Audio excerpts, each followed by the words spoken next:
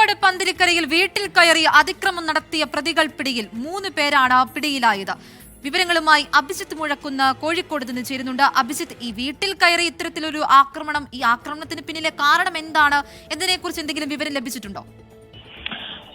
ആൻമരിയ, മുൻവൈരാഗ്യമാണ് ഇത്തരമൊരു ആക്രമണത്തിന് പിന്നിൽ എന്നുള്ളതാണ് പോലീസ് നൽകുന്ന വിവരം. പന്തിരിക്കര തോട്ടക്കരയിൽ കിഴക്കേൽ മനോജിന്റെ വീട്ടിലാണ് ഈ സംഘം അതിക്രമം നടത്തിയത്. ഈ സമയത്ത് മനോജിന്റെ ഭാര്യയും മക്കളും മാത്രമാണ് വീട്ടിലുണ്ടായിരുന്നത്. വീട് തകർക്കാൻ ശ്രമിക്കുകയും വീട്ടിന് മുൻപിൽ പോർച്ചിൽ നിർത്തിയിട്ടിരുന്ന കാറിന്റെ ചില്ലടക്കം ഈ മൂവർ സംഘം അടിച്ചു തകർക്കുകയും ചെയ്തു.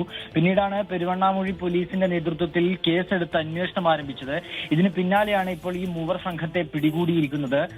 ആവടുക്ക സ്വദേശിയായ വൈശാഖ്, പുതിയൊട്ടുകര സ്വദേശി ഭവ്യജ്, മുയിപ്പോത്ത് സ്വദേശിയായ അനൂപ് എന്നിങ്ങനെ 3 പേരാണ് നിലവിൽ പിടിയിലായത്. നേരത്തെ ഇവരെ പിടികൂടുന്നതിനായി പെരുവണ്ണാമൂഴി ഐപിയുടെ നേതൃത്വത്തിലുള്ള പ്രത്യേക അന്വേഷണ സംഘത്തെ രൂപീകരിച്ചിരുന്നു. ഇതിന് പിന്നാലെ ഈ അന്വേഷണ സംഘമാണ് നിലവിൽ ഈ 3 പേരെയും പിടികൂടിയത്. ഇവരെ നിലവിൽ കോടതിയിൽ ഹാജരാക്കി റിമാൻഡ് ചെയ്തിട്ടുണ്ട്. ആൻമരിയ,